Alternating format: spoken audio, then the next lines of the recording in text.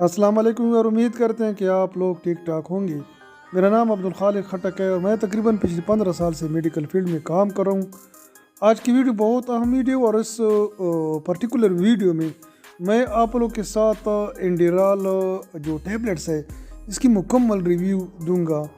اس کا میں آپ لوگوں کو بتاؤں گا کہ اس کی استعمال کیا ہے، فائدے کیا ہے، کن کن حالت میں ہم انڈیرال ٹیبلٹس مریض کو دے سکتے ہیں، اور ساتھ ساتھ اس کا میں سائیڈ ایفیکٹ بھی آپ کو بتاؤں گا کہ انڈیرال کھانے سے آپ لوگوں کو کیا کیا سائیڈ ایفیکٹ ہو سکتے ہیں۔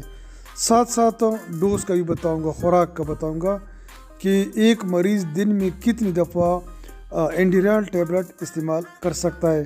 سب سے پہلے میں آپ لوگوں کو بتانا چاہتا ہوں کہ انڈیرال جو 10 ملی گرام میں بھی آ جاتا ہے اور 40 ملی گرام میں بھی آتا ہے، تو استعمال کیا ہے۔ ہم اس کو استعمال کر سکتے ہیں کنٹرول آف ہائپر ٹینشن۔ اگر ایک مریض کا بلڈ پریشر ہائی ہو رہا ہے تو اس کو کنٹرول کرنے کے لیے ہم اس کو استعمال کر سکتے ہیں۔ اس کے علاوہ انڈیرال ہم انجائنا پیکٹورس جو ایک بیماری ہے دل کی، اس کی جو مینجمنٹ ہوتی ہے اس کو بھی ہم اس کے لیے استعمال کر سکتے ہیں۔ اس کے علاوہ انڈیرال ٹیبلٹس ہم استعمال کر سکتے ہیں ان لوگوں کے لیے جن کو مائیکارڈل انفارکشن ہو گیا ہے ایک دفعہ، تو بڑے عرصے تک یعنی پرولانگ یوز کے طور پر بھی ہم اس کو دے سکتے ہیں تاکہ دوبارہ اس کو مائیکارڈل انفارکشن نہ ہو۔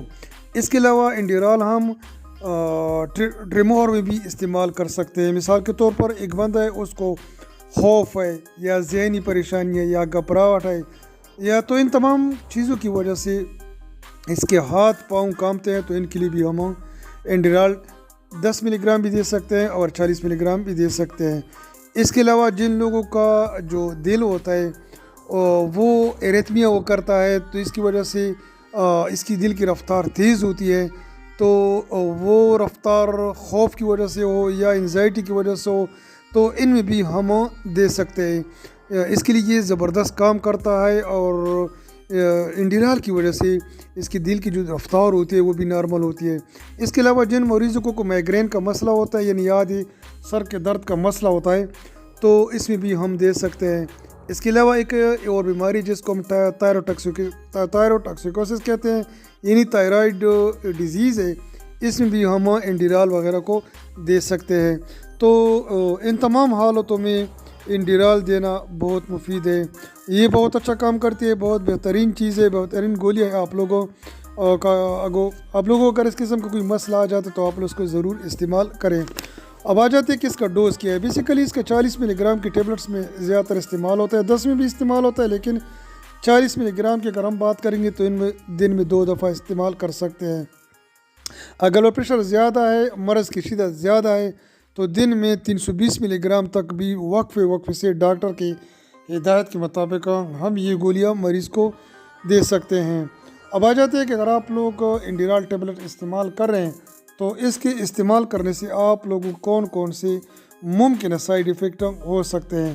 نمبر 1، چونکہ یہ بلڈ پریشر کی گولی ہے، بلڈ پریشر کم کرتی ہے، تو اس کی وجہ سے اگر آپ لوگ اس کو استعمال کرتے ہیں تو آپ لوگوں کو بریڈیکارڈیا کا مسئلہ بھی ہو سکتا ہے، یعنی آپ لوگوں کی جو دل کی دھڑکن ہے وہ بھی کم ہو سکتی ہے۔ فیٹیک کا بھی مسئلہ ہوتا ہے، یعنی سر چکرانے کی بھی شکایت ہو سکتی ہے۔